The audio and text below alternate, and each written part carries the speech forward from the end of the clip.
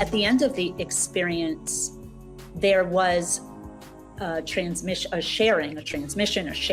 with this presence that I was in communion with, that if you are going back, you need to get back now. My body, there was internal bleeding, there was multiple fractures, my skull was cracked. I mean, there was a lot going on in the physical body. And so my body was slowly shutting down. So that urgency of it, there was a question in that. If you're going back, you need to get back. Thanks for watching the Near Death Network here on YouTube. My name is Mark Lewis. I thank you for watching our videos, and don't forget to like, share, and subscribe to our channel. And as always, leave us your comments. Welcome to another edition of What's Death Got to Do with It here on the Near Death Network. It's our podcast where we discuss everything around the near-death experience, spiritually transformative experiences, shared death experiences, essentially to redefine death as an extension of consciousness, not necessarily the end, as we have been taught ever since we were young, unwittingly, and that consciousness just is and is accessible to all of us at all times, irregardless if we've had a near-death experience or not. So we visit with experiencers, clinicians, also academicians who are studying consciousness, death, etc. And my real pleasure today is to bring in Felice Beth DiMartino. And we met at IANS a couple of years ago and have been trying to set this interview up subsequent to this. So I imagine you've been pretty busy. Thanks. Thank you. I'm so honored and excited and happy to be here with you. It's been a long time coming, for sure.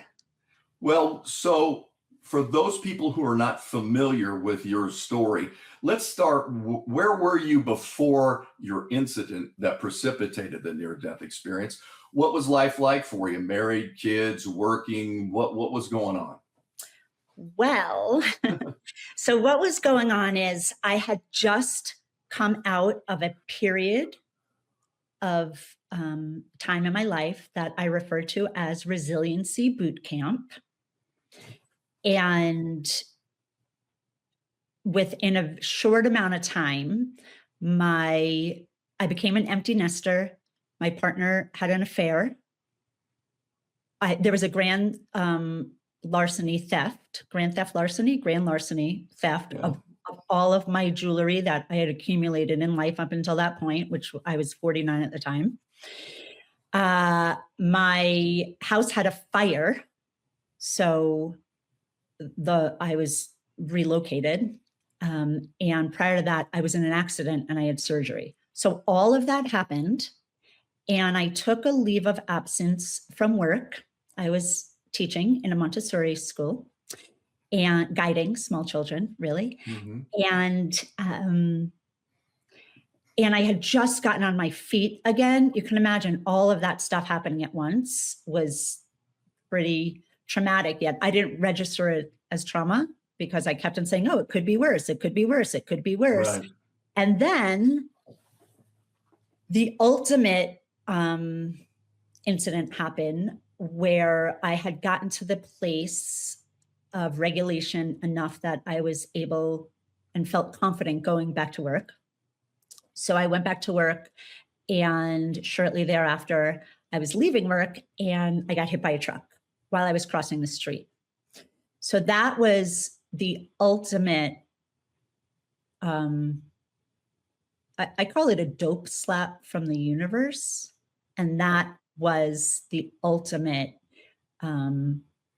wake-up call. And I see, not in a way that shames myself or is blaming of myself, in a way that is like this, aha, I see now how I co-created all of those experiences. And I was shown a lot in my near-death experience, which I'll share, yet it's so clear that I was getting these nudges from my inner voice, yet I wasn't listening.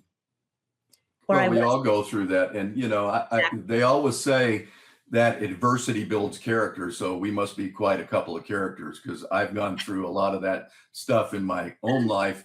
And I think, like we visited before the show, we put this on our own plate for growth, right? And so a lot of people may say, oh man, that was really tragic. But in retrospect, now that you can sit from where you sit today, it was really a blessing because it catapulted you into a totally different environment. Exactly. Absolutely. And, you know, the one thing that I do want to say about that is you know, there's this, everything happens for a reason. And when someone's in the middle of an event or of a trauma or of going through something really that's dysregulating, what I like to offer, if I'm asked, is how can you use this? What can you use this for, rather than it happens for a reason, right? It's like, okay, what can you do with this? How can you use this, right? It shifts the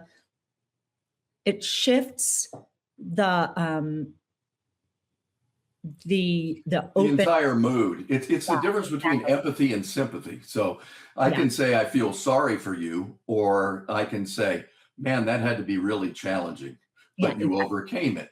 It's just the way that you present it. And I agree with you 100%. So you would try to be more affirming to someone going through this cavalcade of issues that catapulted you into a position where you're up against the wall and you either got to surrender or you're going to continue to experience these events until you get the message, right?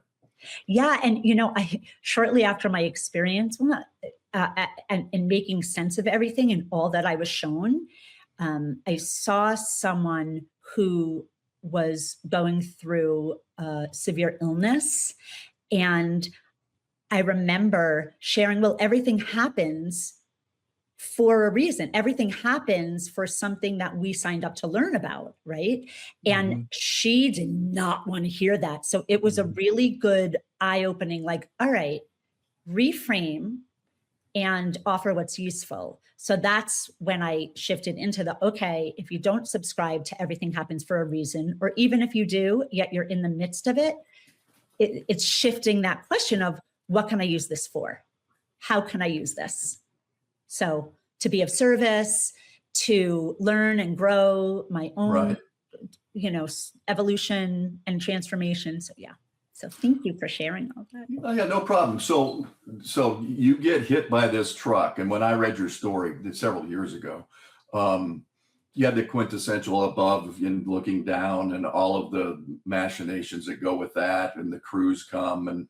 But from the standpoint of, there is really no traditional NDE because it's idiosyncratic to every individual, right? Everyone's unique. But what steps did you go through initially? Were you in awe when you popped out of the body and you were looking back, or what do you recall about that moment when you realized that that suit down there is me, but I'm really here? Right. So for me, there was a sense of disorientation at first because I was in my body and then I wasn't. It wasn't, you know, a long-standing illness, or it wasn't drawn out. Like I was all of a sudden, I was out of my body, and it took a little while. There was a little adjusting and disorientation in realizing, wait, I'm here and I'm fully aware, yet my body is over there, or that. And then this sense came like, oh, my kids are also, I just knew my kids are, also over there. Am I going to be able to get back over there? And as soon as I had that thought, we referred to this as thought. It was like an energy packet. I shifted over to where my body was. So when I was in that place, I was diagonal, looking at the body. And then I shifted over and I saw the body. And there was also a question of am I going to be able to go back there? My kids are there. There was just a strong, like, my kids are there. And then I heard and understood, you will be able to go back. So that was at the beginning of the experience. And then at the end of the experience, there was a coming face to face with that question of going back into the body after having had this experience. So there was almost a relief because the pull to my children was so strong. In hearing and being fed, you will be able to go back. That had to be incredibly comforting based on that abruptness of how it happened, because a lot of times, like you said, if somebody has a disease that manifests over time, you have time to come to grips with transition to the degree that you can. But this happened so abruptly, you have to kind of recalibrate. And then when you're told you can go back, then you're like, okay, I'm in for the ride. What are we doing now? Exactly. And then, at the end of the experience, I don't know if you want me to wait to share this, because it ties around to that point. Yeah, at the end of the experience, there was a sharing with this presence that I was in communion with, that if you are going back, you need to get back now. My body, there was internal bleeding, there was multiple fractures, my skull was cracked. I mean, there was a lot going on in the physical body. And so my body was slowly shutting down. So that urgency of it, there was a question in that. If you're going back, you need to get back. Like, there was an urgency. So in that moment, there was okay, I'm going to go back. Yet it felt like there was a choice implicit in that. Like, if you're going back. And for me, on some level, it wasn't a choice. I had already committed to going back. And with what I was shown in the experience itself, there was this eagerness to come back, to share, to serve, to align with my soul's purpose and my soul's kind of like a newfound divine directive. It's like a divine directive, and I was eager to put it into action. And it was always there, but it was jolted forward based on the experience, right? So we're all inherently, we have these characteristics of divinity. We are divine sparks of source, right? So we have autonomy and we have sovereignty. So source respects sovereignty, at least in the comprehensive amount of stories that I've seen. So you're given the choice. Yeah, you can go back, and you love your children. You know, that's no choice. I'm going back. Right. So if there's urgency, then I have to go back. Is there any concept of time? How long transpired between? Yeah, it's difficult to characterize that. Huh? It's like it's energy, and it's timelessness, and it's expansive. So that time, we on the earth, there's linear time, there's calendar time, and people are starting to, and physicists are starting to show that actually time is expansive, right? You can open time and expand time. And in the non-localized consciousness of the near-death experience, there's no sense of time. And like, so much could happen in the blip of a second, right? It could have been 5 minutes. It could be 3 hours. It's like a whole 16 lifetimes happens in that period of time. That's the only, is that? Yeah, that makes sense. And a lot of people have a hard time quantifying that, because we are in a linear environment. So it's right, left, duality, up, down. That's how we characterize and frame everything. But when we transcend to timelessness, it's tough to articulate with the limited vocabulary that we have where you were, because you were in it. I mean, consciousness just is. So take us through the initial steps. And a lot of people are familiar with, the stories that we do. So a lot of people, they will experience going through a tunnel, encountering dead relatives, or an archetype of where they were raised religiously, which is either Jesus or Buddha, or an Aboriginal deity that if you're in New Zealand, that they grow up Aboriginally. Did you have any of those, or was yours, as I recall, yours was a little different than that? Yeah, it was different. Contextually, it was different. I just want to mention one thing. What I have found about timelessness as I experience it in body form is that when I am, and we can all access this, when we are completely, fully present in the moment with what is, with the person that we're talking to without an agenda of, oh, I want to say this or that. When we're completely present in a moment, time expands. There's a sense of timelessness when we're in pure presence. And it's as simple as bringing ourselves back to awareness of the moment of, oh, I'm here now. Be where my feet are, right? Or some people access it through meditation. Some people access it through getting in the flow state, through running or through being creative, whatever it is. It's like time dissolves. I do it through music. Music is my muse. So I got monkey mind, so I can't sit here and I just start going, well, how much longer do I have to sit here? Exactly. So, and I don't think there's any right or wrong. Like you said, to get into that state, whatever gets you there, the non-judgmental openness of that what is, right? Yes. Sometimes it's hard for people to, because it's so difficult to define, to point them in the right direction. But I think you had a great analogy there by being present in the moment. It's like if you're going through something, I don't barge to the door and throw my agenda at you. Like we talked about discernment. So we look at discernment and I go, God, Felice is having a bad day. Let me listen to what she's talking about. Let me help her if I can, lift her spirits. I mean, that's being discerning and being a spiritual brotherhood and sisterhood, which we all are. We're all inextricably linked. You know, every light is inextricably linked. But because we're so myopic with all of the noise that we have down here now, and everybody's scrolling and sitting on the couch and don't even talk to their family anymore. They're sitting there emailing them or texting them, right? We're not present. So you're right. That's a great way to look at it. Thank you for entertaining that tangent, because I know you asked me a question. Sure, no problem.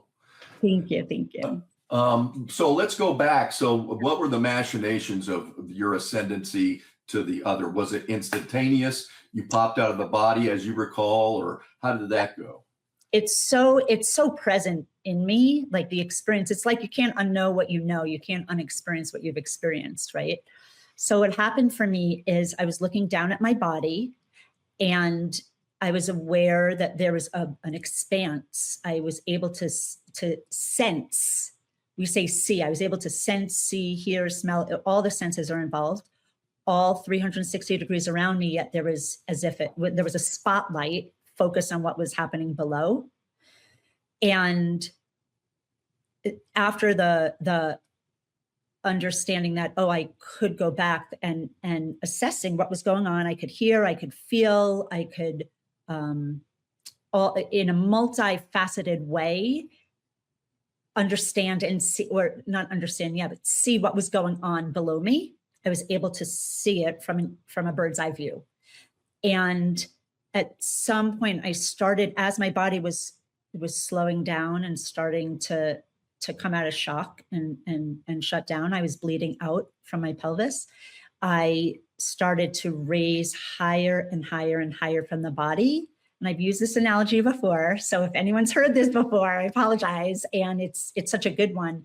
It's kind of like when you have a kettle and you're boiling water and steam starts to come out, and the steam gets so effusive as the water is disintegrating and turning into the steam. That's the analogy that I use, right? So as the life force was slowing down and getting smaller in the body, I was becoming bigger and more energized in the state that I was in. And there was going higher and higher and higher above the body until I was immersed in a total, complete blackness.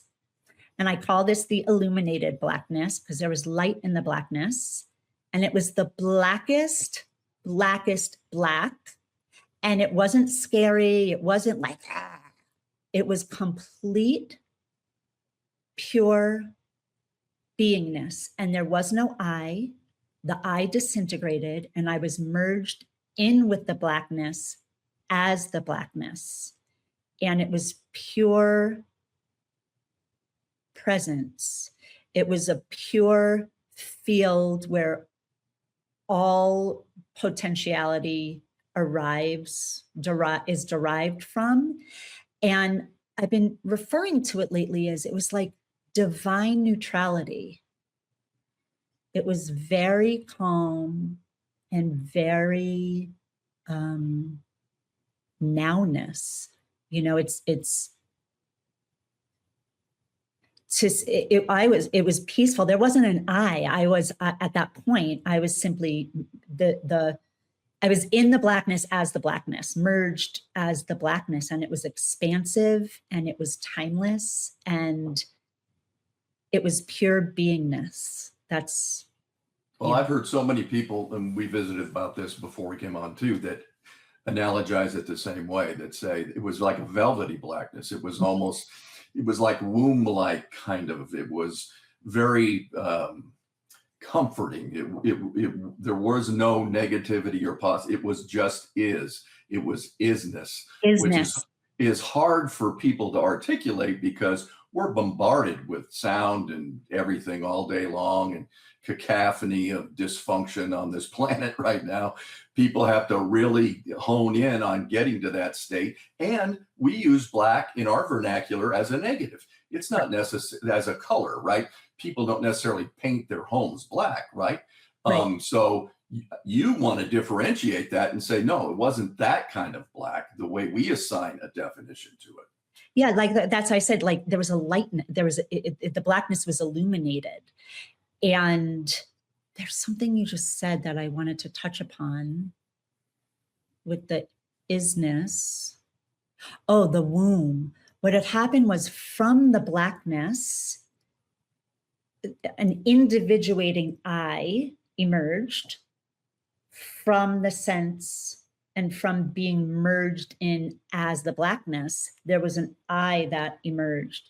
And the moment that the I emerged, there was a sense of, am I alone here? Like, it wasn't as formulated as that, am I alone here? Which is it wasn't as a complete sensation of am I alone here? It was more of a sense of am I alone? And then as soon as I had that awareness, it's like I was moved to the edges of the blackness, even though the blackness was expansive and didn't have edges. Imagine if like you're at the center of it and then you move over here like an ombre kind of color. I'm using the best words that I could use to describe the experience. And I was in a sense of being in a cocoon. That's when I was in a cocoon and I was completely held. That's when I felt it was nurturing, it was warm, it was loving. There was no worry, there was no fear. I was aware on my periphery that there were also others in cocoons, and we all shared something similar. We all shared like the same material. Yet, so I was in this cocoon. I'm aware of the periphery of others around me in cocoons, and we're all made up of the same material. And I knew that I was in a waiting place. I just knew it. I remembered it. I knew it. Oh, this is the waiting place. And as soon as I said to myself, well, this is the waiting place. And then a thought emerged, which I experienced in that moment as an energy packet that culminates, let's say, in pops, right? Like as the energy packet gets stronger and stronger and stronger and gets to the apex, there was a question, which was, what is the waiting for? And as soon as what is the waiting for came, I was immediately met with what the waiting was for. So it's like there was instantaneous. It was faster than a snap of a finger. And there was a sensation again of traveling, yet it didn't take any time to travel there. I was instantly there and with it. And the waiting was then immersed. When I said, when I had that sensation, what am I waiting for? I was met in a complete, pure light and there was a presence in the light that I knew, that was familiar, that knew me, and that was there to show me, to guide me, to teach me, to review with me, to share anything that was beneficial for me to know. And in that moment, it was like and the presence didn't have form, and it wasn't male or female, yet it had attributes that we ascribed to both male and female. And it was like a parental figure almost, like it had that energy. And as if we put foreheads to each other's foreheads and knew everything about all the dimensions of every experience that each other has had. That's what it was. This presence, as soon as my forehead was there, that sensation of the forehead being there, I knew everything about my soul's journey up until that point, about the incarnation that I had just left, about what was going on earth, what my role was, how it got to be where it was. I knew multifaceted intricacies of relating with other people, of how my actions rippled outwards and created what was occurring now.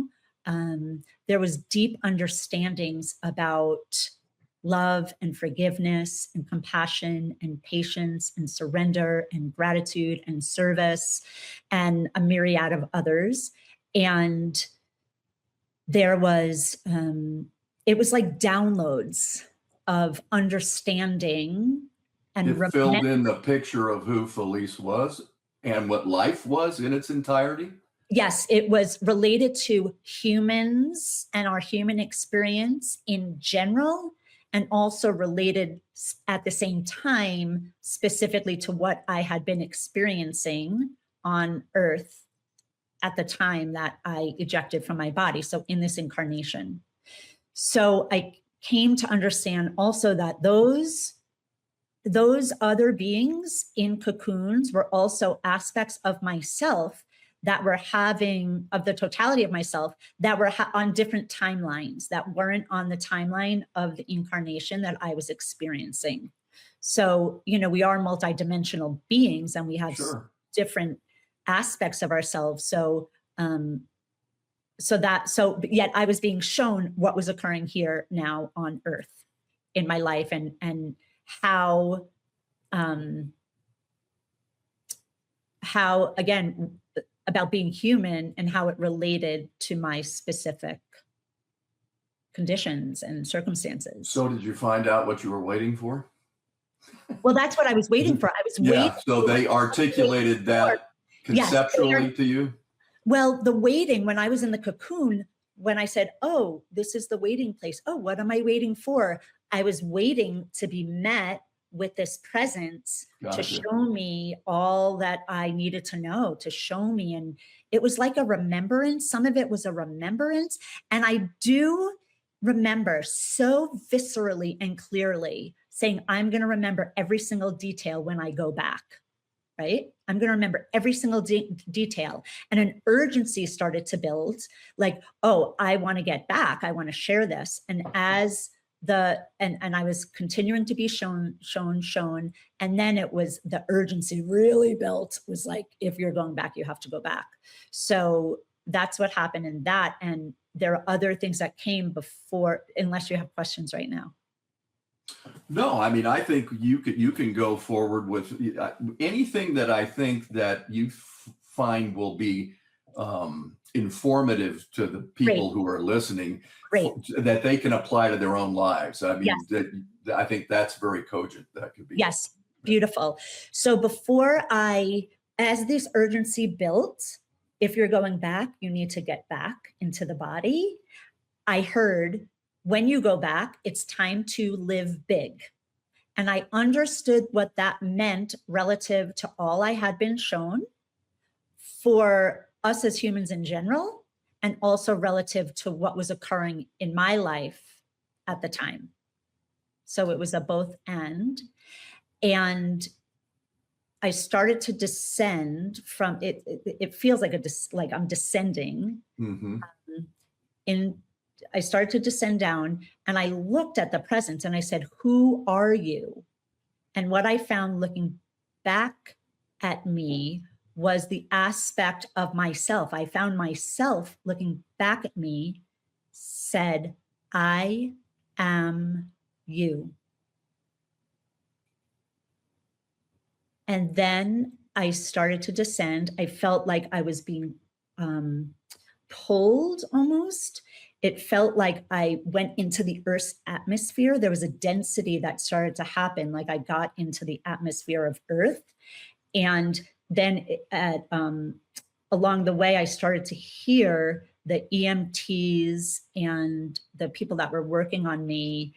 It sounded like it was garbled. It was like a sensation of water in a tunnel in water. And there was a pull, like they were working on me and talking to me. And there was like an energetic pull to be back in the body. And as I started to enter back into the body, I was out of my body and I was in my body at the same time. It felt like I was being squeezed into this body at the same time that I was existing as this expanse.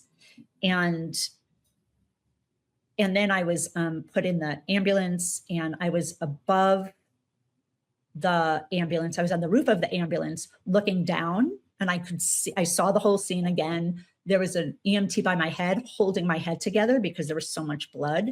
And then there was an EMT next to me, and I could hear, they were asking questions that in that state I wasn't hearing, yet I was watching my mouth move, aiming to answer what they were asking me, yet not really making it out.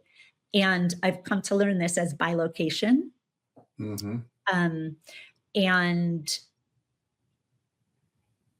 And yeah, that's, and then when I got to the hospital, I was at a level 1 trauma unit, and I was being taken out of an ambulance, and there was organized chaos, and it took a long time to be fully embodied, Yeah, I would think so, because it was so abrupt and so incredibly overwhelming physically, just what you go through. Because regardless if we think we're divine beings, which we are, in the body is the apparatus that carries us around now. So now you're looking at a long time of rehabilitation, reintegration. But what was the nexus of the message that you honed in on? That, okay, I got it now. I'm going to go big. I'm not going to sublimate my desires in life for those of people who are trying to mold or put me in a particular box. I know who I am now. I know what I'm going to go for. But how long of a process did that take to reintegrate? So it feels like the integration process of a near-death experience continues, right? As we were talking about before the show, is there are new pops of awarenesses as I grow and evolve, and work with the after effects, because there are a lot of after effects that at first were dysregulating and that I've learned to work with. For example, what are the after effects? The after effects, so synesthesia. So I see sound and I hear things like roses. So it's it's a multi-sensorial experience, which can feel, it sounds awesome, and it is awesome, and I feel grateful for it. And it can be dysregulating if it gets stuck on high and you just want to go into the supermarket and buy a few things. Right. You don't want to hear everything that's going on. Yeah, it's like hear, see, smell, taste, touch, all of it. And we have extra senses. So during my near-death experience, I experienced everything in a multitude of senses that we all have access to, yet they were not practiced at, right? Just like this whole experience, we all have access to all of this information. And for example, at the top of an inhale, there's a pause. At the bottom of an exhale, there's a pause. What I have found in my own practice and in working with others is that at those moments, like breath is the bridge to experience these states. And at the top of the inhale and at the bottom of the exhale, that expansive blackness is accessible. I mean, it's accessible in many ways, yet that's just one example. As far as the useful, helpful information that I brought back, when I came back I heard all is truly well. And I immediately remembered what I was shown about love and gratitude and service, that these are the pillars of all is truly well.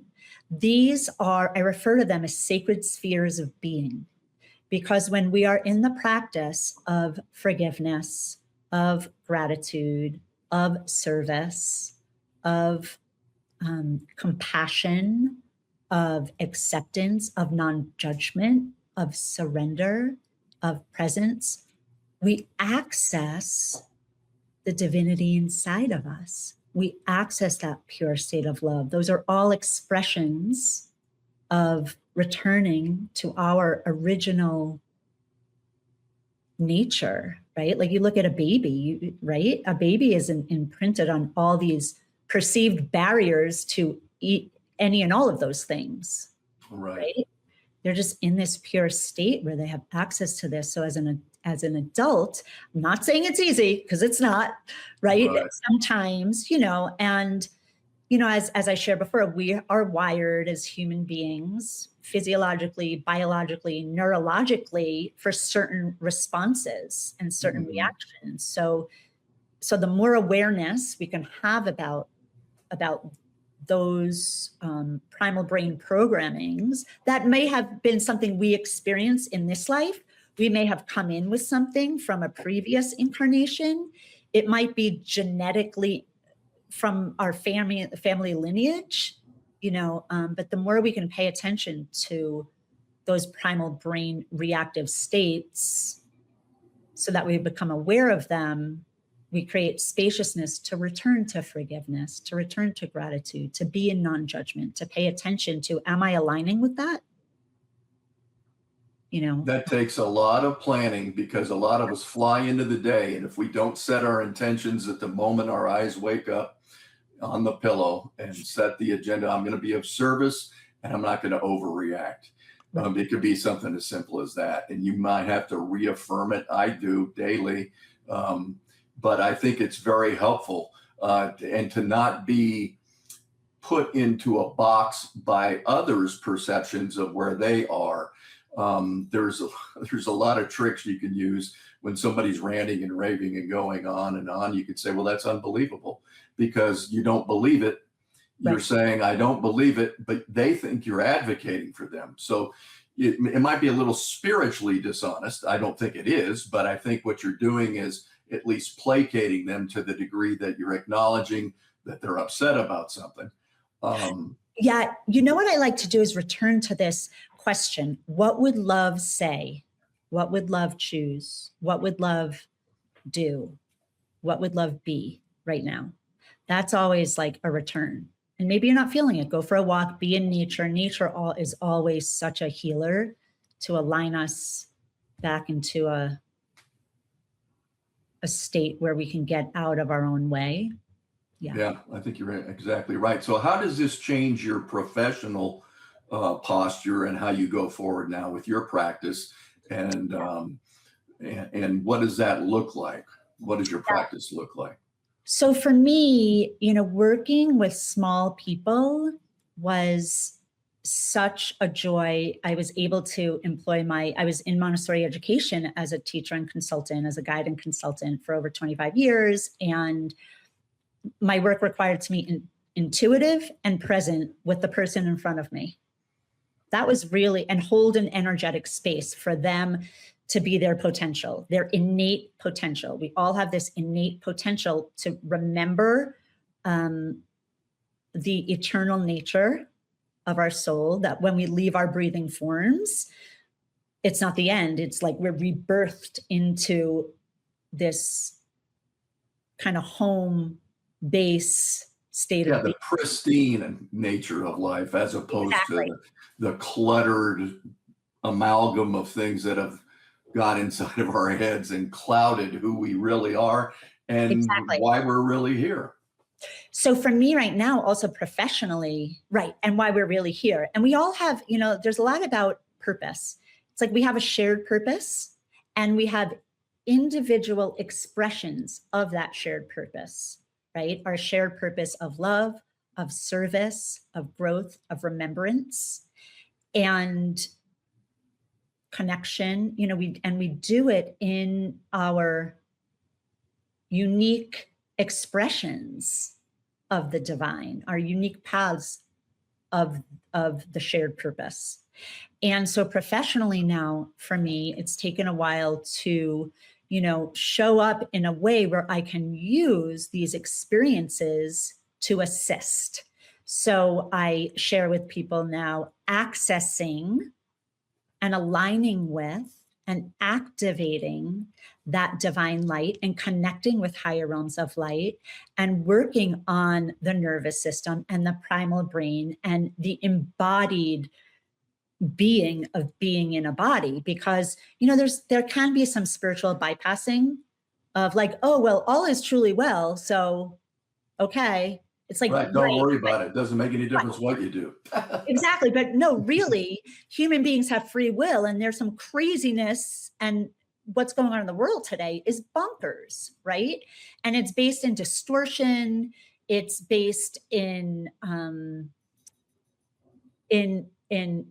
choice that's not aligned with that place of what would love say, what would love do. It's based in power. It's based in control. There's a lot of distortion out there. So it's really important to also pay attention and recode the body very physically, to be able to hold more light, to be able to anchor in more of that divine light. Because what I find is people experience expanded states of awareness, and people sense, a lot of people sense that there is something more, but you just can't quite put your finger on it, or it's fleeting, that sensation. Or maybe, you know, people experience it if they go to a sacred and holy place, or in ordinary moments throughout the day. However people experience it, it can be fleeting. When we are encoded on a cellular level, literally, to hold light and a remembering, and we're encoded with all of this information. One need not have a near-death experience and go through the trauma of the body to remember and to access the light and to be the light and to embody the light and to express the light. So I've been guiding people through courses, and I do some one-on-ones. I really enjoy the group experiences and connecting, because we all learn from each other, right? And we're all reflections of that divinity. So how can we see that divinity in one another? And how can we practice those sacred spheres of non-judgment, of forgiveness? And really, like I was shown in my experience, there are layers. There is layers to forgiveness almost. You can say you forgive someone. Right. You can write you forgive someone. You can then embody the forgiveness, right? Well, it's forgiving ourselves too, because usually the vagaries of life accumulate in ourselves, and we know where we've gone south and north, most of us. And that's why I think the life review is so important to show, like Jeff Olson, who we both know, and Jeff talks about when he was airlifted to the hospital, he etherically walked through the halls and knew the thoughts, emotions of every nurse and doctor he encountered. And it gave him an accurate picture of why they were presenting the way they were, because consciousness, again, always is. And like you say, and so many say, and I believe that we can tap into that field, but we have to be open to it. Then if you tap into the field, how do you utilize the field? Now, how do you make it practical application of what you've experienced? Like you said, you don't have to go through an NDE to be enlightened. I mean, you can just practice the concepts that you just delineated, you know, gratefulness, love, trying to have empathy for people as opposed to sympathy, you know, all of those extraordinary characteristics that we can embody in our lifetimes will assist and lift people up. I reached out to a guy I hadn't talked to in a while, who was a colleague, and I'm just trying to get some issues technically resolved with how we're going to build our website to aggregate content. And he goes, you know what, I never told you, but when I first came to the station, you were the first one who ever made me feel welcome. He goes, it felt like it was a country club and I had to be let in. And I never knew that. And I thought it was probably just a benign act. It was the right thing to do. But those are the things that are impactful in our lives, or the ones where we acknowledge, like I waved to you on a day that you're blue and somebody reacted to me and they genuinely saw me, right? Those things are so aggregately important for all of us going forward. Absolutely. I have this practice of sending a note or leaving a voice message, or even writing a card to someone, because who writes anymore? It's so lovely to receive mail, right? Of appreciation, you know, and that really makes a difference. And that amplifies in the field. It really does. We're all energy beings, and it really like ripples outwards through someone's experience when they receive that and they feel seen and they feel appreciated. And you feel so good to share that, right? Mm-hmm. So that's really important. The other thing is, you know, you alluded to this. We all have access to experience different bands of frequency. And the presences, because when we're in an expanded conscious state, I was watching a video you did with someone earlier about disclosure. And just as in a near-death, for many near-death experiences, we encounter a presence in these realms, be it a deceased loved one, be it the angels. Like for me, it was a very angelic presence, and it awakened and ignited. And because I had that experience, I'm now attuned to these very high, pristine, I wear this, crystalline kind of frequencies of light that are very clarified and like it have such a high, pristine frequency. And we all can attune to these states, these various frequency states, and the presences, call them beings, call them entities, that reside in those states. And we also have sovereignty. Like when we're in expanded conscious states, there's a lot flying around out there, just like there's a lot flying around in the collective that people can feel. Like you can have sovereign discernment and sovereign choice about what you interact with, whether it's you're consciously paying attention to the news, how much news you're receiving about the same thing, or watch the, be informed, yet how much information do you need about the same thing? Or whether you're in an expanded consciousness state and tuning into the higher realms, right? Or the non-physical realms. There's sovereignty in all of it. Absolutely. So, well, I use the illustration of it. If you and I are going to go rob a bank and I'm the one who's instigating it and you go with me, you gave your sovereignty away, right? So you're just as culpable as I am. Right. But you have the ability to say, hey, listen, Mark, you're a great guy, but I'm not going for that ride. You have autonomy. We have that spiritually. So I know some people like to portray ETs or disclosure. They're the evil people, but that's more of a Hollywood thing. I don't think they're any more evil than the representation of different species on our own planet. You can meet people who express themselves differently. Discernment, just like we talked about earlier, use discernment. Your God-given discernment, which should tell you, okay, I'm not going to go there. You don't have to necessarily be there. And in fact, skeptics come out of the woodwork, not so much unless you give them the opportunity, because it's a sense of, right? Yeah. If people say to me, well, how come everybody who dies doesn't have a near-death experience? I said, well, two things can be true, right? I mean, your soul has autonomy over what experience you have, and perhaps your soul is protecting you from something that's a little bit more dire that you're not prepared to deal with yet. Exactly. That's so well said. Perfect. And, to the disclosure, I've had experiences very like as tangible as I'm talking to you, with entities and with presences and intergalactic realms. I've had experiences since, especially since I came back. I had two experiences when I was younger, one in college and one prior to that. And there was an incident where these presences and these beings, and this might feel out there to some people, yet it's like incumbent upon me to share it because there is disclosure, and I'll address disclosure because a lot of it is related to our disclosing ourselves, being disclosed to our own innate capabilities and potentialities. And in that instance, I was not interested in engaging with these presences, these galactic presences that were at the base of my bed. And I immediately just rather than fear, I made a choice of standing in my sovereignty and saying, no, not interested. You are not welcome. And poof, it was gone. And I've also continued to have experiences with higher dimensional beings and higher dimensional advanced galactic presences. I mean, you can call it ET, you can call it, I don't love the word alien because alien has such a negative connotation. Right.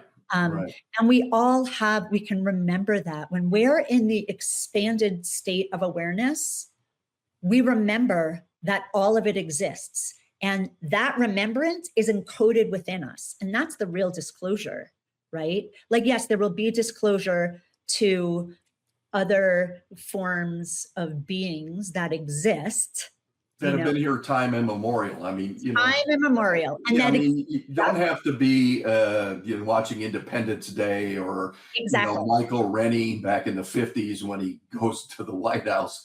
Those types of fear-mongering films are, don't assist us in integrating with these other intelligences. But like you, I had hypnagogic hallucinations as a youth and finally just said, listen, I'm not against you, but I'm for myself. And I don't like this. So if there's going to be a communique that's going to happen, it's going to be tacit, it's going to be agreed upon, and it's going to be pleasant for everyone involved. Otherwise, I'm not part of it.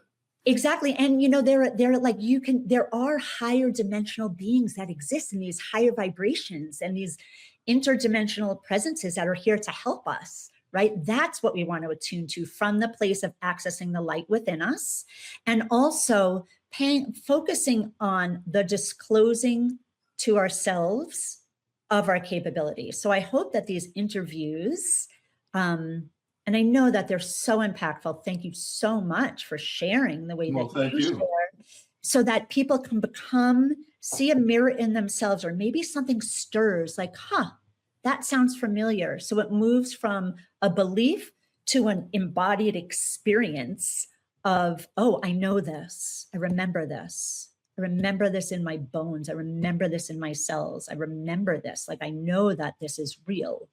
So that's the disclosure, because once we can do that, then we're prepared for whatever may come, right? Well, and you said initially, and it's a big linchpin of your whole experience, which is go big. You live small, you diminished yourself, you didn't give yourself, I'm just characterizing it just based on what I know, but I did a very similar thing. I was a very linear sportscaster, but I think I did a good job. People liked what I did.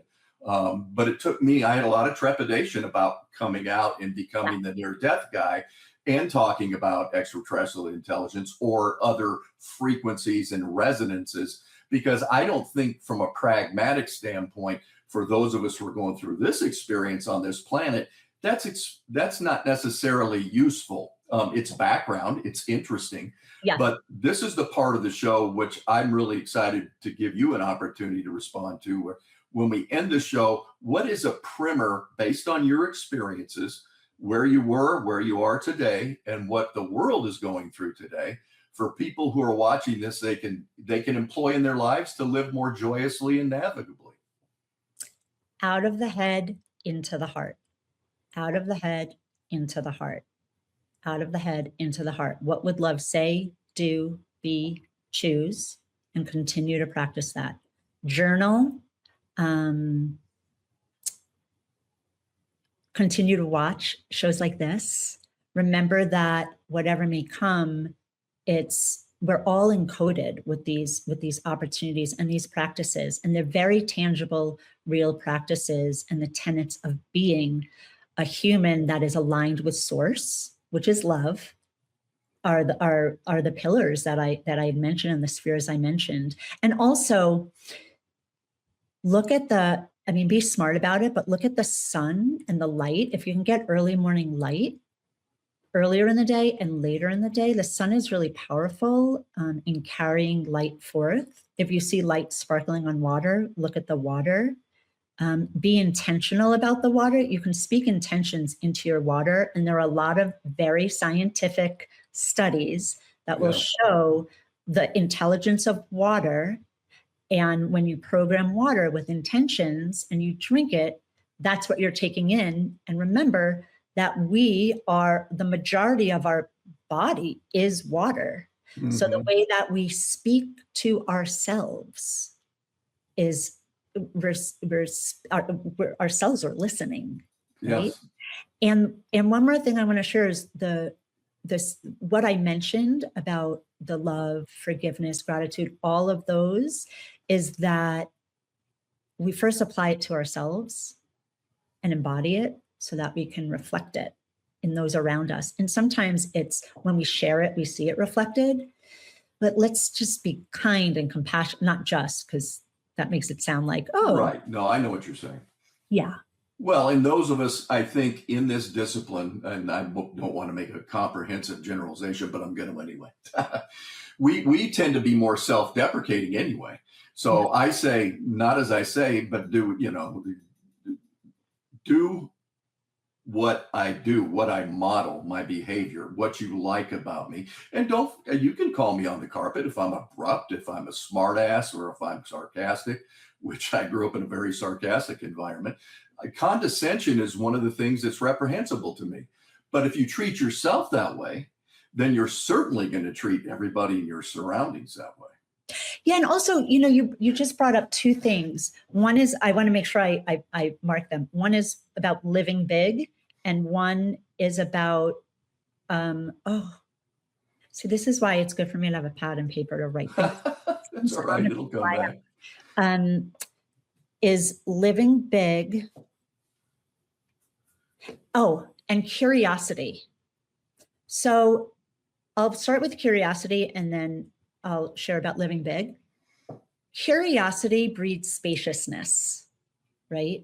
Curiosity gets us out of the way of linear thinking. Yes, no, right, wrong. Curiosity. You're open. You're open. Curiosity breeds spaciousness, and it gets you out of the,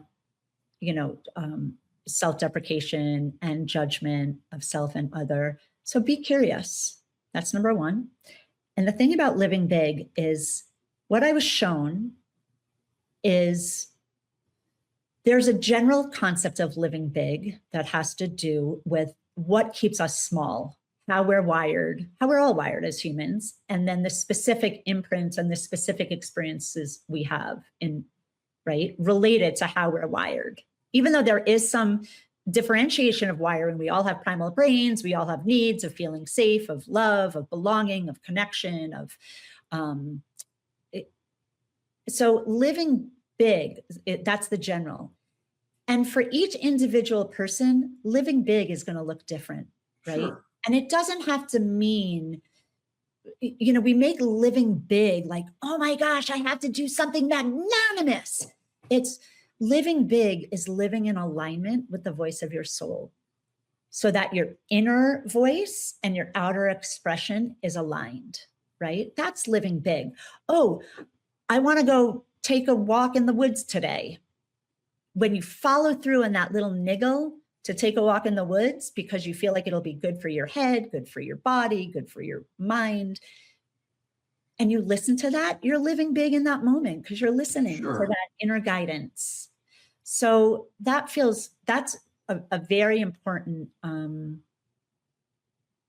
tenet of living big. I agree. And we talked about this earlier too.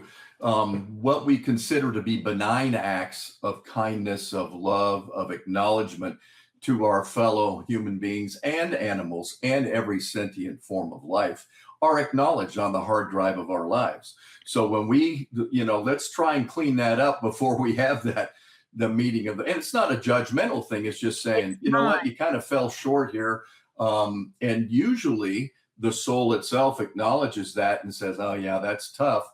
So what I did with like Jeff Olson again, I said, Jeff, how do I reach out to people I've wronged in my life that I know. How can I atone?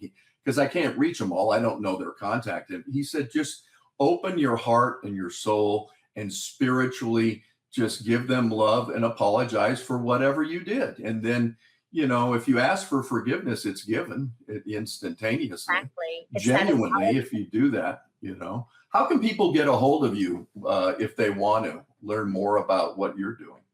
So I can be reached at, well, I have a gift of a, you know, it's called light language. It's also, for me, I experience it as the sound from which thought and words emerge from. It's like the primordial sound. So I have a gift that you can find that I share that, and I share a guided meditation to access the light within you at illuminatedharmonics.com.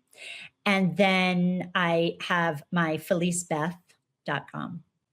Do you mainly do group settings, or do you do one-on-ones, or do you prefer the group setting? I'm going to start doing, if anyone's interested in doing a one-on-one, I took a break from one-on-one and I'll start back up and open up some spots for one-on-ones.